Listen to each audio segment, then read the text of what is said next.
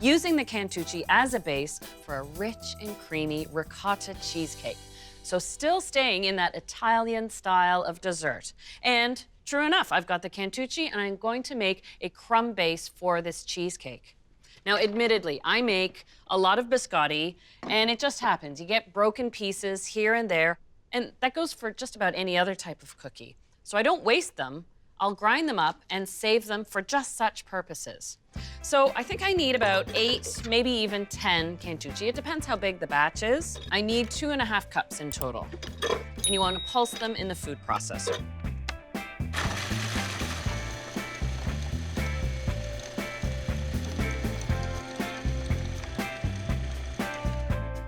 Measure out my 2.5 cups.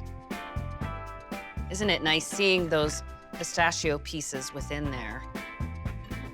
Oh, look at that. I think I have exactly 2.5 cups. There we go. Every last bit. I have 1/2 cup plus 3 tablespoons of butter that I've melted already, and I'm going to measure out that 3 tablespoons to save for the actual ricotta cheesecake filling. So that leaves me with 1/2 cup left to pour right into my crumb mixture here. So I'm just stirring to coat the crumbs. There we go. It's an even crumbly mixture. So now I can press it into my pan.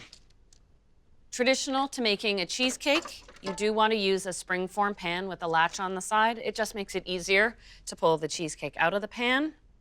And I put in all the crumbs at once, and I press it both in the bottom and halfway up the sides.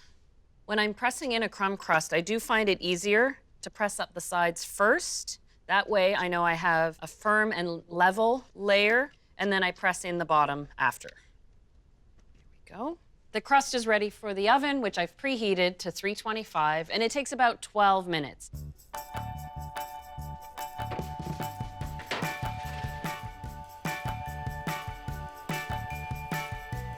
I have one that's cooled completely. I love the simplicity of the ricotta filling, yet it's immensely complex. And my inspiration for the flavor is actually not cheesecake, but cannoli. And what do I love about cannoli? That super creamy ricotta filling. And you really do want to make it nice and light. Ricotta is typically sold by weight, so I want to weigh out 1.5 pounds or 675 grams. There we go. Now, before I add any ingredients to this, I want to give it a good whisk to smooth it out, ensuring that your cheesecake is nice and fluffy.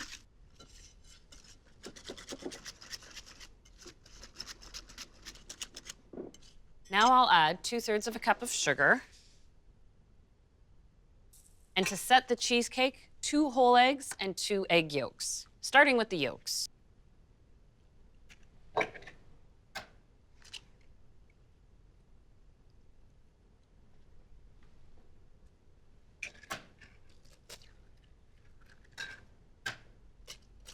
And now for the flavorings that give the cheesecake that cannoli taste. And it's a combination of citrus zest. Some cannoli recipes call for candied orange or lemon peel. I like the simplicity of just adding the zest. And it keeps it really smooth. A bit of lemon.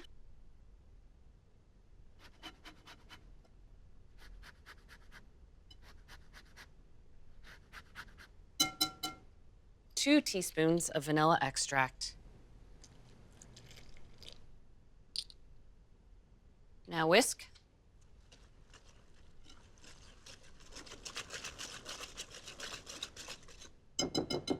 So the last couple of additions, a little pinch of nutmeg, not too much.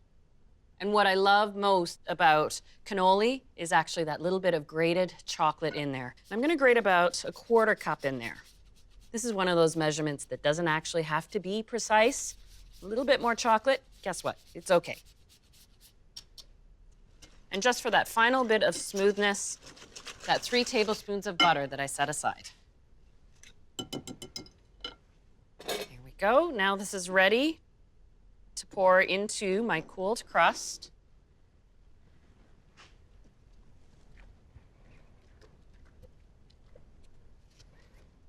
then just spread it to level. Or you can give it a little shimmy too. There we go.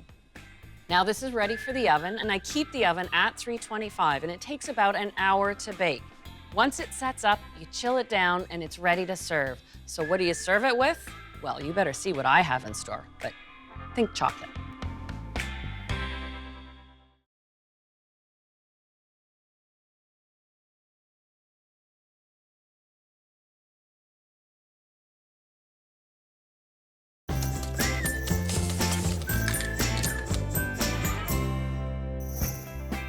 Wow, look at this cheesecake. It's had a few hours to chill, and now it's ready to serve. Now, this would be delicious to serve all on its own, but why not add chocolate? I've got a great recipe for an espresso chocolate sauce. So still staying in that Italian family, that theme we're going with here, and every pastry chef has a chocolate sauce in their fridge. You never know when you might need it. I start first with a little bit of whipping cream, but just a 1/4 cup. And then I'll add 3 tablespoons of unsalted butter and 3 ounces of bittersweet chocolate. At this point, I'll add 2 tablespoons of brown sugar,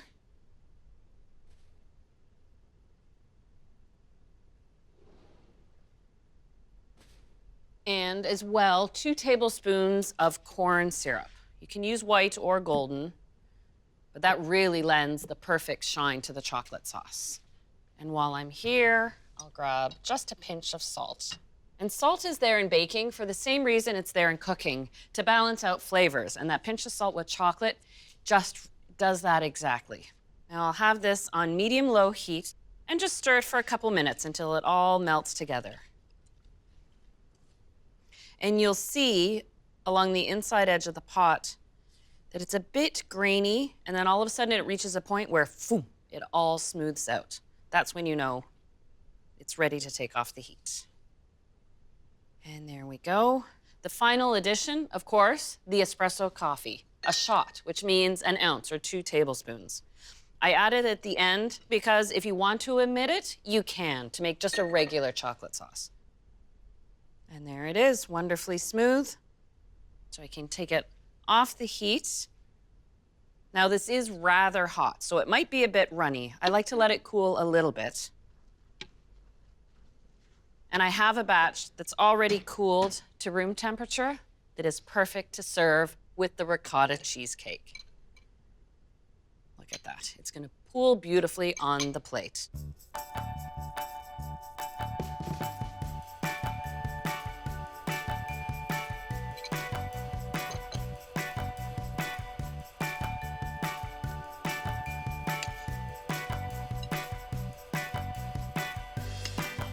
Slice.